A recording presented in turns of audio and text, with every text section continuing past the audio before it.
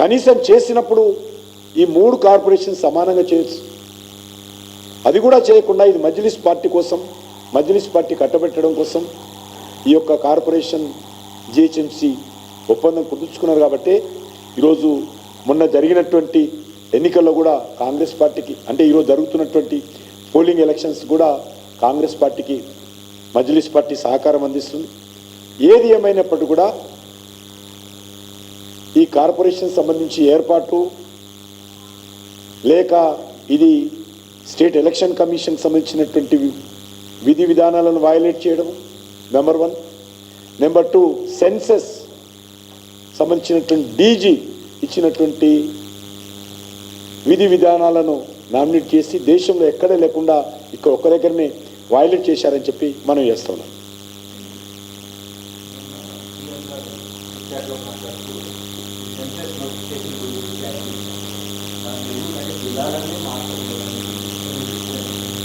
వార్డులు, రెవెన్యూ పరిధులు, ఎందుకంటే ఎన్ని గ్రామాలు ఉన్నాయో గ్రామాలకు సంబంధించినటువంటి యూనిట్ కింద కార్యాచరణ వాళ్ళు రూపొందిస్తారు. సెన్సస్ ఇట్లా ఒక రోజులో చేయరు, ఒక సంవత్సరం ముందు నుంచి ప్లాన్ చేస్తారు. ట్రైనింగ్ క్లాసెస్ కానీ, ప్లానింగ్ కానీ అన్నీ.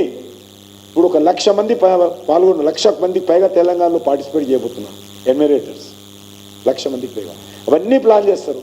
నువ్వు వార్డులు మార్చేస్తే రెవెన్యూ డివిజన్స్ వార్డులు అంటే అర్బన్ ఏరియాలు, గ్రామాలు వస్తే రెవెన్యూ గ్రామాలు వస్తాయి. రూరల్ ఏరియాలో రెవెన్యూ గ్రామాలు అంటారు, అర్బన్ ఏరియాలో వార్డులు అంటారు. ఇవన్నీ ఇష్టారాజ్యంగా మార్చుకుంటే ఎట్లా? మీరు వయలేట్ చేయడానికి నిర్ణయించుకున్న తర్వాత, బరి తెగిన తర్వాత ఎవరేం చేస్తారు?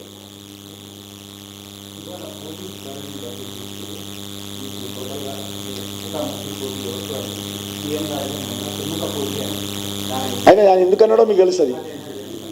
ఎందుకంటే కాంగ్రెస్ వ్యతిరేక ఓట్లు డివైడ్ కావాలా, అందుకోసం ఒక నాటకీయం. ఇంతకుముందు ఏమన్నాడు ఎలక్షన్ల ప్రచారం, ఎక్కడుంది బీఆర్ఎస్ పార్టీ అన్నాడు. ఆయన్ని బీఆర్ఎస్ పార్టీ ఏడుంది, పోయింది, అడ్రస్ లేదు, ఫామ్ హౌస్ అయిపోయింది, ఆయనే అన్నాడు. నేను మళ్ళీ మొన్న చిట్ చాటింగ్ లేదేమో తిరుముఖ పెట్టింది. అంటే ఆయన ఆయన ఆయన ఆయన వర్షన్ ఆయనకు, మా వర్షన్ నాకు, మాది ప్రజల వర్షను. డెఫినెట్గా మంచి వాతావరణం ఉంది. మా అధ్యక్షుల వారు చెప్పినట్టు కాంగ్రెస్ వర్సెస్ బీజేపీ మాకు ఈరోజు వచ్చినటువంటి వార్తలు. ఇక అయిపోయింది, పోలింగ్ అయిపోయింది, ఇప్పుడు ఏం చెప్తున్నారు? అది కాలేదు కాబట్టి మేము కూడా ఏం మాట్లాడలేదు. మళ్ళీ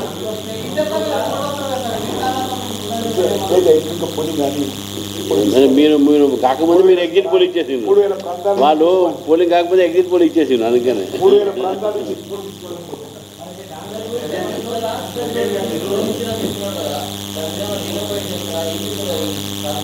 ప్రజలే చెప్తున్నాం, మీ ద్వారా ప్రజలే చెప్తున్నాం.